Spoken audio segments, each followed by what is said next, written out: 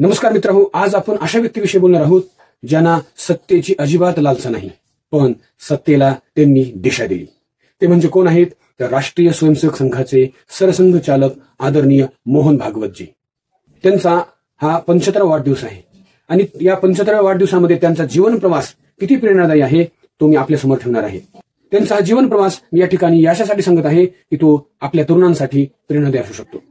त्यांचं त्याग, शिस्त आणि दूरदृष्टिकोन हे जिवंत उदाहरण आहे. वयाने 75वे पण विचाराने सदैव तरुण असणारे मोहन भागवतजी. भारतामध्ये राष्ट्रपतीकडे अधिकार आहेत, पंतप्रधानांकडे सत्ता आहे, पण खरी ताकद कोणाकडे माहितीये का? ती आहे एका व्यक्तीकडे जो नेत्यांनाही दिशा देतो, नेत्यांनाही जो घडवतो. ती व्यक्ती म्हणजेच मोहन भागवतजी. देशाचे खरे किंगमेकर आहेत. नेता बनणं सोपं असते बरं का, पण नेता घडवणं. 2009 मध्ये जेव्हा मोहन भागवत सरसंघचालक झाले तेव्हा भाजपमध्ये गटबाजी होती आणि तो पक्ष कमकुवत झालेला होता. पण त्यांनी वेळीच निर्णय घेतले आणि नवे नेतृत्व पुढे आणले, जुने वाद मिटवले. धैर्याने संघ आणि भाजपला नवी दिशा मिळाली. मित्रहो, निर्णय म्हणजे धोका नव्हे बरं का, तर भविष्यातील खऱ्या अर्थानं पायाभरणी असते. त्यांच्या नेतृत्वाखाली संघ हा केवळ संघटनापुरताच मर्यादित राहिला नाही, तर समाजाच्या प्रत्येक क्षेत्रामध्ये तो विस्तारला सुद्धा.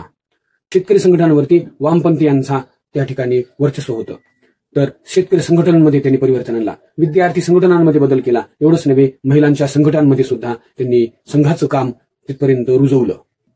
संघटनेची ताकद ही संख्या नसते, तर त्या ठिकाणी असलेली शिस्त आणि संस्कार असते. हे आपल्याला यातनं शिकायचंय.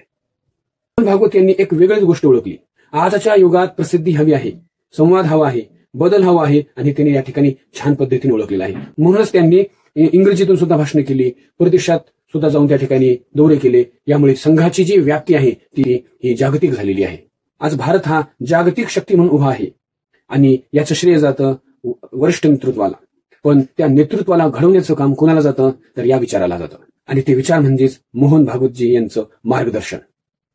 ते फक्त संघप्रमुख नाहीत, ते आहेत भारताच्या भविष्याचे शिल्पकार.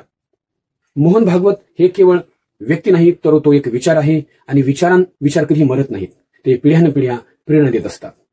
त्यांच्या वाढदिवसानिमित्त आपण प्रार्थना करूया त्यांना उत्तम आरोग्य, दीर्घायुष्य लाभो आणि त्यांच्या मार्गदर्शनामध्ये भारत हा अजून प्रगती करू.